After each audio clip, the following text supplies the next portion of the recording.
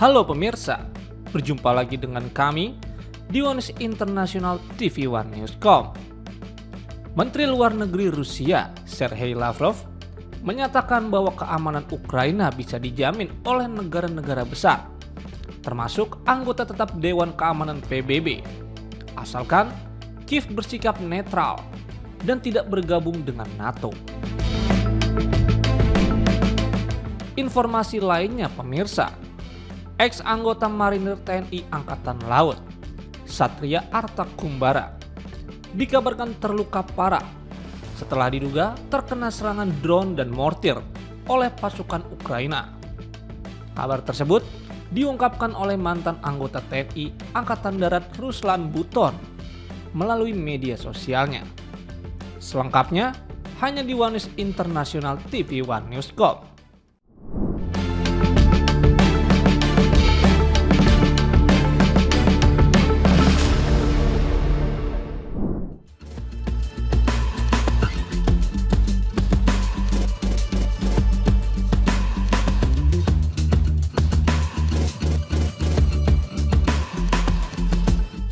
Presiden Ukraina Volodymyr Zelensky menghadiri forum pertahanan pada hari Minggu 24 Agustus bersama Perdana Menteri Kanada Mark Carney seiring upaya Kiev untuk memperdalam kerjasama pertahanan dengan negara-negara sekutu menjelang kemungkinan tercapainya kesepakatan damai dengan Rusia untuk mengakhiri perang. Carney diperlihatkan beberapa kemajuan terbaru Ukraina dalam produksi senjata dan peralatan militer. Pertemuan yang diadakan pada Hari Kemerdekaan Ukraina ini dihadiri oleh para menteri pertahanan dan pejabat senior dari sejumlah negara Eropa dan Kanada. Para peserta mewakili negara-negara termasuk Denmark, Swedia, Inggris, serta negara-negara Baltik. Dalam diskusi di forum tersebut, Zelensky menyampaikan rasa terima kasihnya kepada para pejabat yang berkunjung dan pemerintah masing-masing atas dukungan mereka kepada Ukraina sejak awal invasi Rusia pada tahun 2022.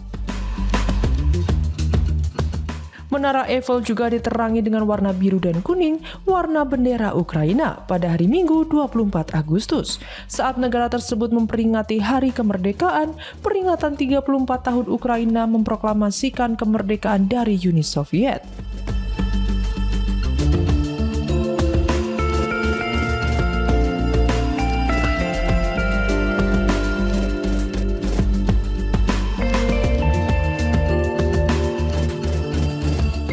Para penonton yang berbalut bendera Ukraina bernyanyi dan mengambil foto menara yang berkilauan di Paris, ibu kota Prancis.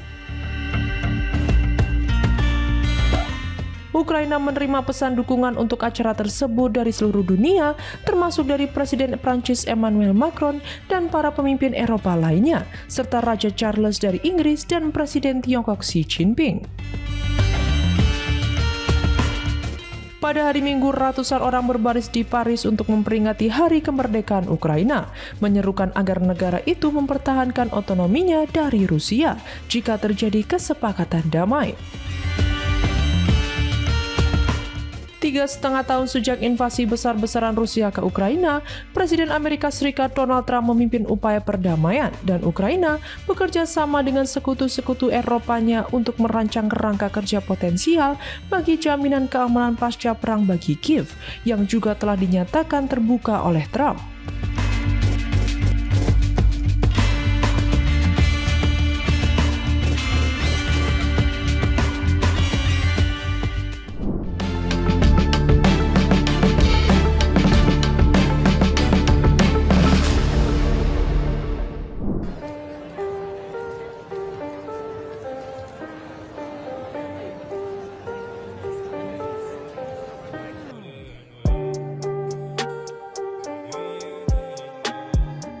Menara Eiffel diterangi dengan warna biru dan kuning sesuai dengan bendera Ukraina pada Minggu 24 Agustus.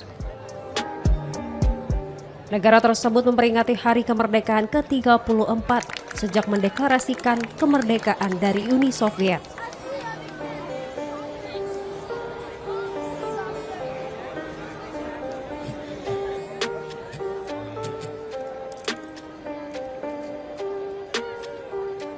Sejumlah penonton yang hadir mengenakan atribut bendera Ukraina.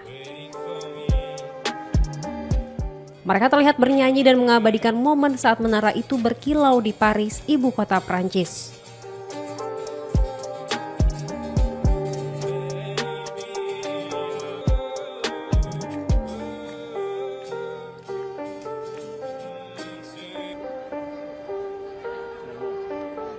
Dalam kesempatan itu, Ukraina juga menerima berbagai pesan dukungan dari seluruh dunia. Ucapan tersebut datang dari Presiden Prancis Emmanuel Macron, para pemimpin Eropa lainnya, Raja Inggris Charles, hingga Presiden Tiongkok Xi Jinping. Di hari yang sama, ratusan orang turut menggelar aksi di Paris untuk memperingati Hari Kemerdekaan Ukraina.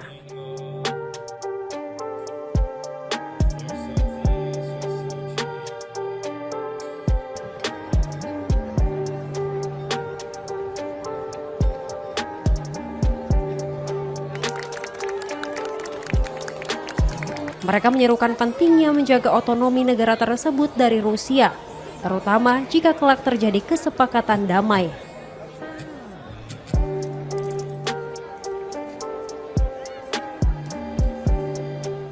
Tiga setengah tahun setelah invasi besar-besaran Rusia, Presiden Amerika Serikat Donald Trump disebut memimpin upaya perdamaian.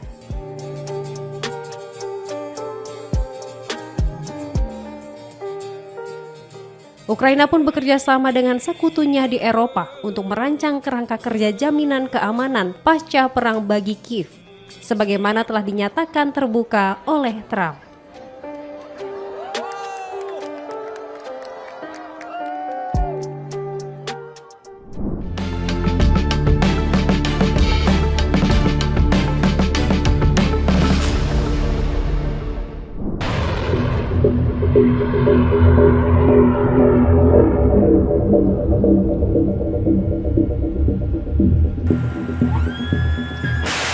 Presiden Amerika Serikat Donald Trump disebut telah menyetujui penjualan 3.350 rudal serang jarak jauh atau Extended Range Active Missile ke Ukraina. Dengan pengiriman direncanakan dalam 6 pekan mendatang. Informasi ini dilaporkan oleh Wall Street Journal pekan ini mengutip 2 pejabat Amerika Serikat. Total, nilai paket senjata tersebut mencapai 850 juta US dollar atau sekitar 13,79 triliun rupiah. Paket senjata itu sebagian besar biayanya akan ditanggung oleh negara-negara sekutu Ukraina di Eropa. Persetujuan penjualan ini terjadi usai Trump mengadakan pertemuan dengan Presiden Rusia Vladimir Putin di Alaska dan Presiden Ukraina Volodymyr Zelensky di Washington. Diketahui rudal ERA memiliki jangkauan antara 241 hingga 450 km. Namun, penggunaannya oleh Ukraina tetap memerlukan izin dari Departemen Pertahanan Amerika Serikat atau Pentagon menurut laporan WSJ. Meski belum ada rencana pengiriman rudal tambahan, Ukraina masih dapat memanfaatkan sistem persenjataan lain buatan Amerika Serikat yang dibeli oleh sekutu Eropanya, termasuk sistem pertahanan udara dan Guided Multiple Launch Rocket System dengan jangkauan hingga 145 km. Menanggapi langkah tersebut, Rusia menyatakan bahwa pengiriman senjata ke Ukraina hanya akan memperburuk konflik dan menarik negara-negara NATO lebih jauh ke dalam perang.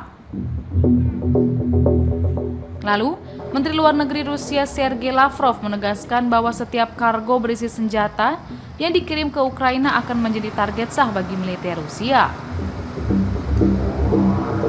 Pemerintah Rusia juga menilai kebijakan Barat tersebut menghambat proses negosiasi dan akan membawa dampak negatif terhadap penyelesaian konflik.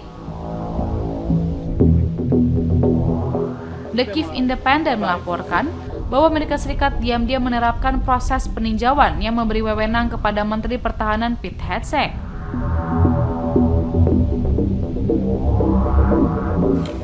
Untuk melarang serangan jarak jauh Ukraina di wilayah Rusia dengan rudal Amerika yang secara efektif memblokir serangan selama berbulan-bulan.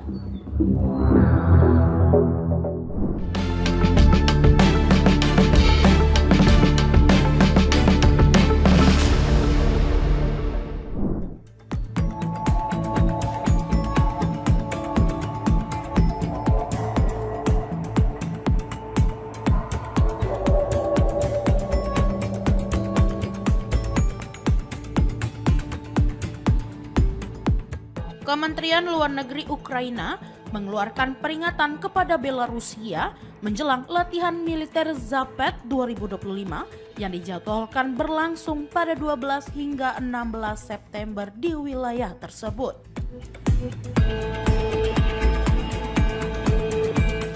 Kiev menuduh Belarusia membantu Moskow sejak awal invasi pada 2022 dan meminta agar pasukan negara itu tidak melakukan provokasi di dekat garis perbatasan.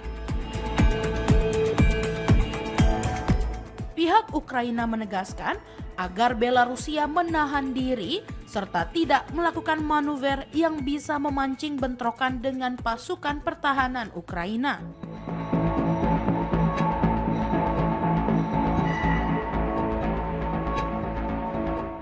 Meski Presiden Belarusia, Alexander Lukashenko, berulang kali menekankan bahwa negaranya tidak berniat menyerang Kiev, Ukraina tetap menyerukan kewaspadaan terhadap latihan bersama tersebut. Latihan Zapad 2025 disebut akan mencangkup operasi kontrasabotase, perang drone, intervensi elektronik, serta simulasi serangan.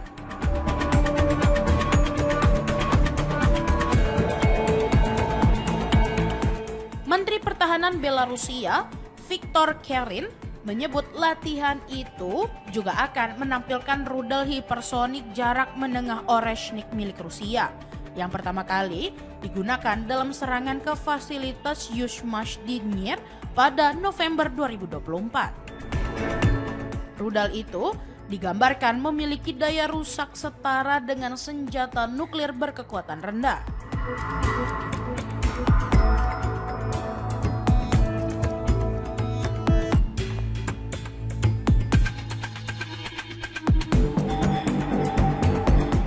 Kerin menilai kehadiran senjata tersebut penting untuk pencegah strategis, sekaligus menuduh NATO menggunakan latihan ini sebagai alasan untuk meningkatkan kehadiran militernya di kawasan, termasuk pengerahan puluhan ribu tentara Polandia di dekat perbatasan Belarusia.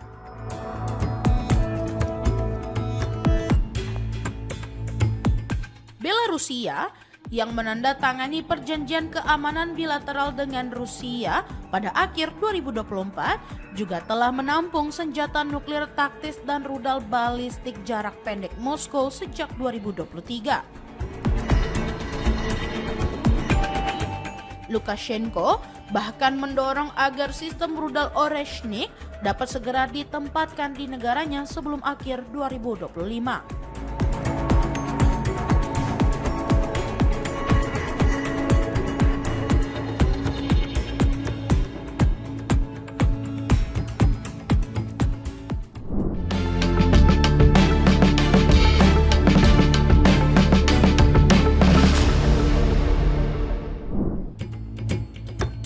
Слава Україні!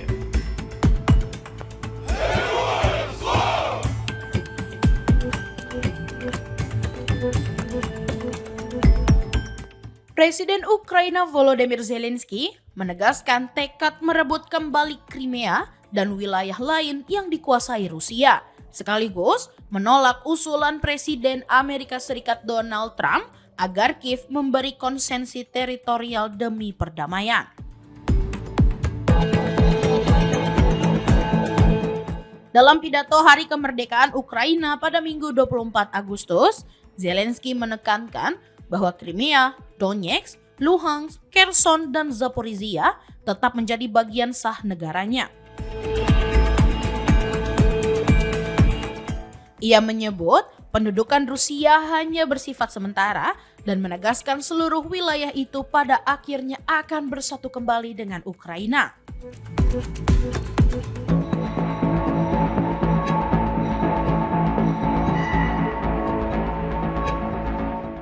Trump yang tengah berupaya memediasi perdamaian antara Moskow dan Kiev mengajukan gagasan pertukaran wilayah.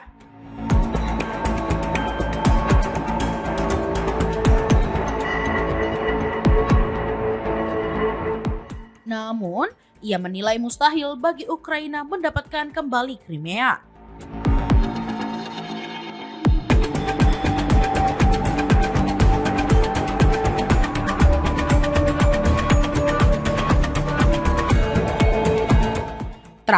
mendorong adanya pertemuan langsung antara Zelensky dan Presiden Rusia Vladimir Putin sambil menekankan bahwa Kiev perlu menunjukkan fleksibilitas dalam klaim teritorial.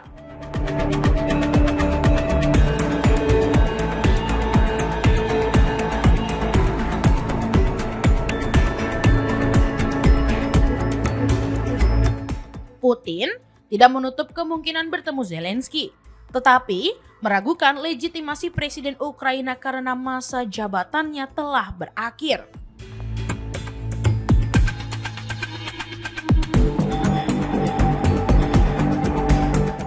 Ia menegaskan pertemuan baru bisa dilakukan setelah adanya kemajuan nyata dalam negosiasi.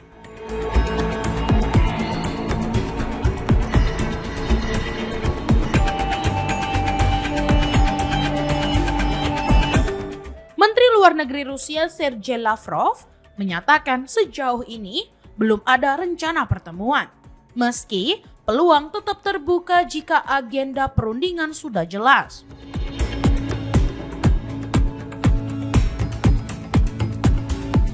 Moskow konsisten menekankan bahwa kesepakatan damai hanya dapat diterima jika mencangkup netralitas Ukraina, demilitarisasi, serta pengakuan Crimea dan 4 wilayah lain sebagai bagian dari Rusia.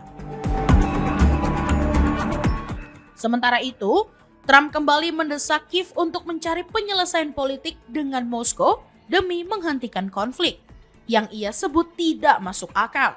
Sedangkan Zelensky menegaskan Ukraina tidak akan menyerahkan wilayahnya.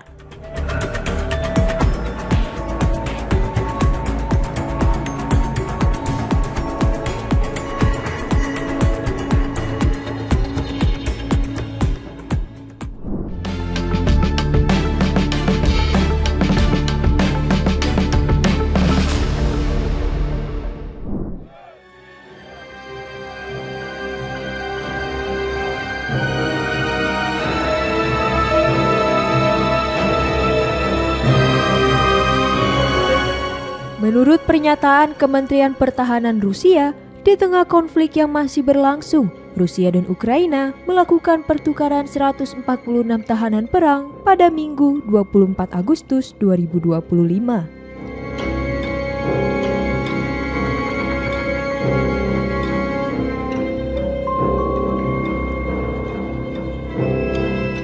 Dalam pertukaran ini, Ukraina mengembalikan 8 warga dari wilayah Kursk yang sempat direbut Ukraina dalam serangan mendadak pada Agustus 2024.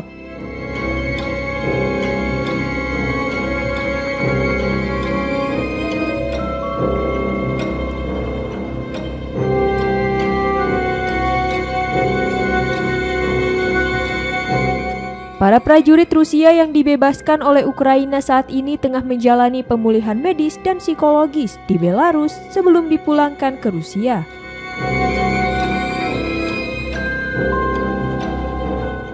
Proses pertukaran ratusan tahanan perang ini dimediasi oleh pihak ketiga, yakni Uni Emirat Arab.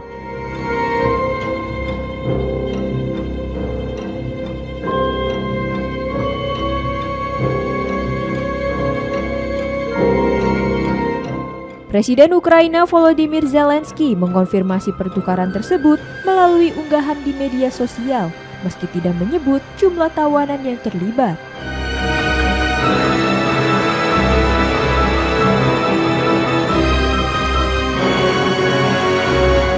Pertukaran ini merupakan kelanjutan dari putaran ketiga pembicaraan damai antara kedua negara yang berlangsung di Istanbul pada Juli 2025.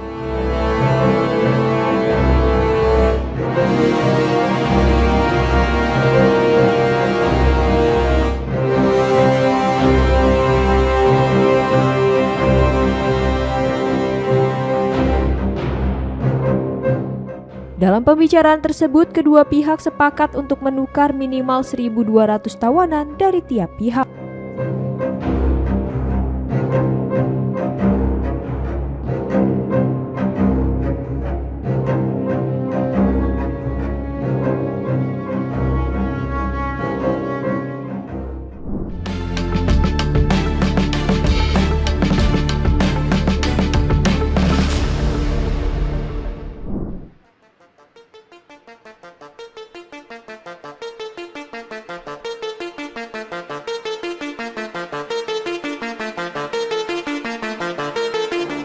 Menteri Luar Negeri Rusia Sergei Lavrov menyatakan bahwa sekelompok negara termasuk anggota tetap Dewan Keamanan PBB seharusnya menjadi penjamin keamanan Ukraina.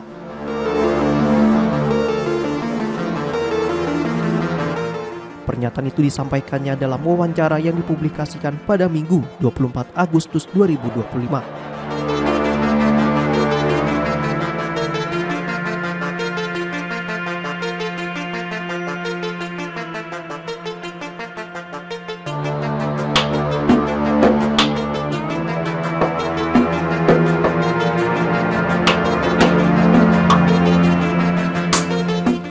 Pernyataan Lavrov muncul setelah laporan Reuters yang menyebut Presiden Vladimir Putin menuntut Ukraina menyerahkan seluruh wilayah Donbas.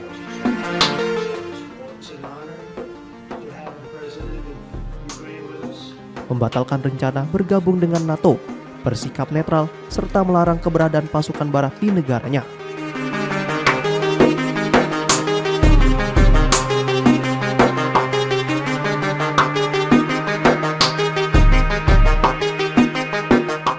Kemudian Lavrov mengungkapkan bahwa isu jaminan keamanan Ukraina sebelumnya sempat dibahas Putin dengan Presiden Amerika Serikat Donald Trump. Dirinya juga menyinggung kembali pembicaraan yang gagal di Istanbul pada 2022 ketika Rusia dan Ukraina mendiskusikan netralitas permanen Ukraina dengan imbalan jaminan keamanan.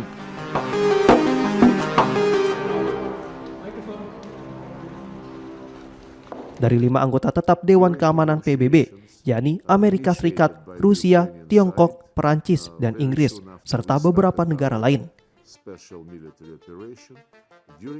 Menurut Lavrov, kelompok penjamin itu dapat diperluas dengan melibatkan Jerman, Turki, dan negara-negara lain.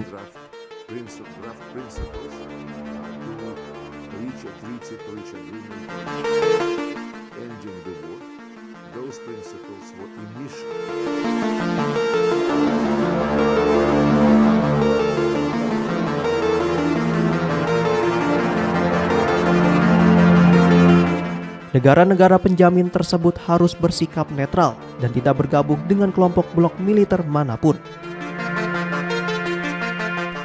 Lavrov juga menegaskan bahwa Rusia menolak kemungkinan keanggotaan Ukraina di NATO.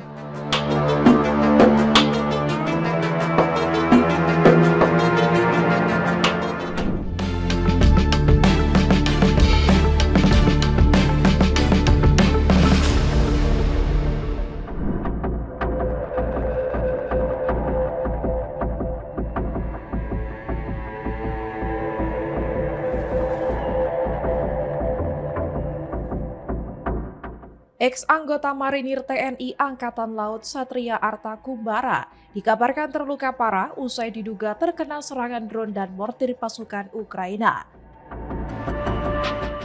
Mantan anggota TNI Angkatan Darat Ruslan Buton menyampaikan kabar tersebut melalui media sosial.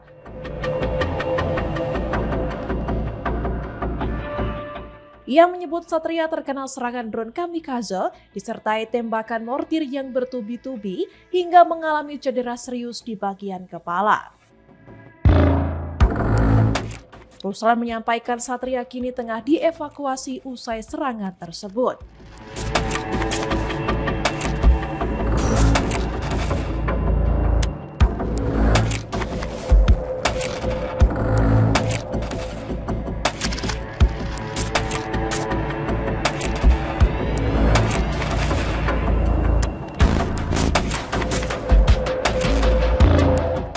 Ia juga mengaku sudah tidak bisa menghubungi Satria sejak terakhir kali memberikan kabar soal kondisinya.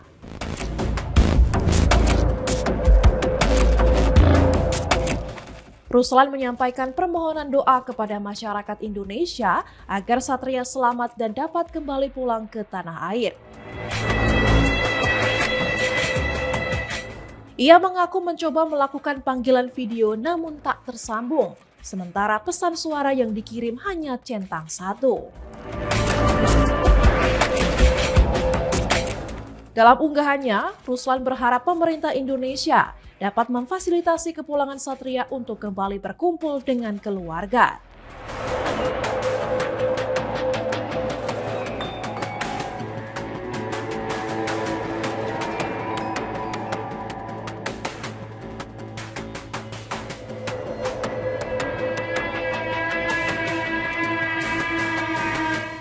Ruslan juga membagikan rekaman video yang dibuat Satria saat mengabari kondisinya dengan kepala berperban dan wajah penuh luka.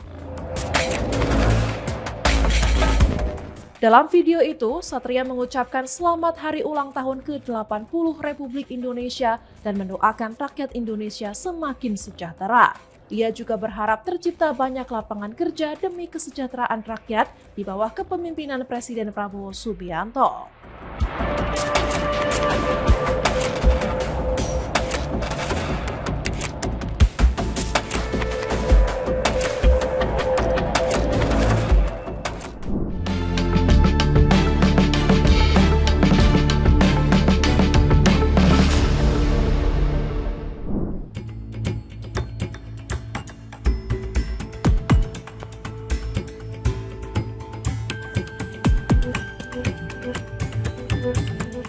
Pemimpin Korea Utara Kim Jong-un dilaporkan memantau langsung uji coba 2 jenis rudal pertahanan udara baru pada akhir pekan lalu.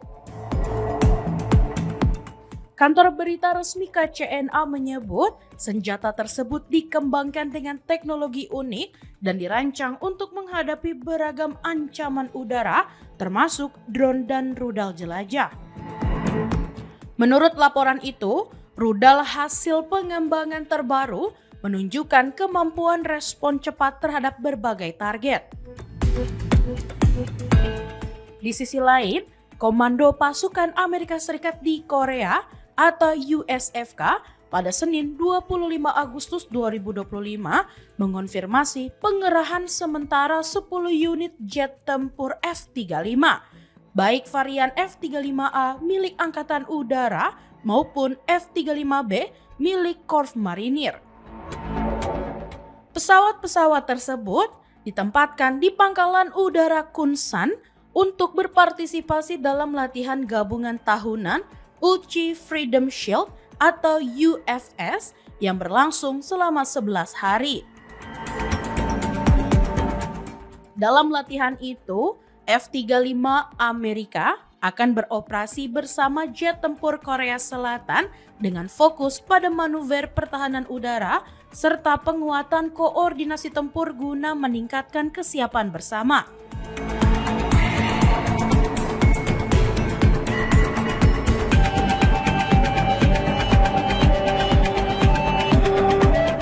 USFK menegaskan pengerahan tersebut merupakan langkah memperkuat postur pertahanan sekutu, terutama setelah sebagian baterai sistem Patriot Amerika Serikat dipindahkan ke Timur Tengah.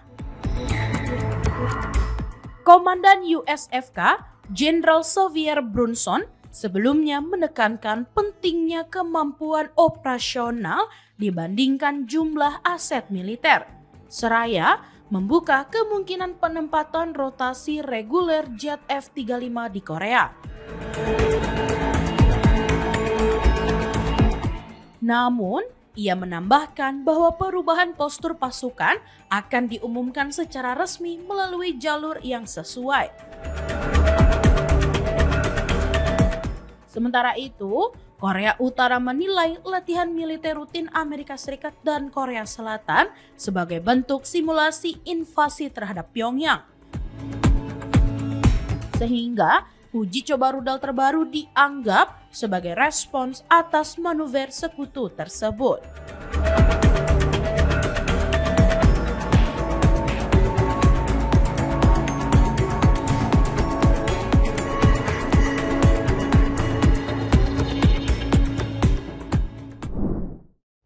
Demikian informasi yang dapat kami sampaikan pemirsa. Terima kasih telah bergabung bersama kami. Sampai jumpa di One News Internasional berikutnya. Setiap pukul 8 malam hanya di channel YouTube TV One News.com.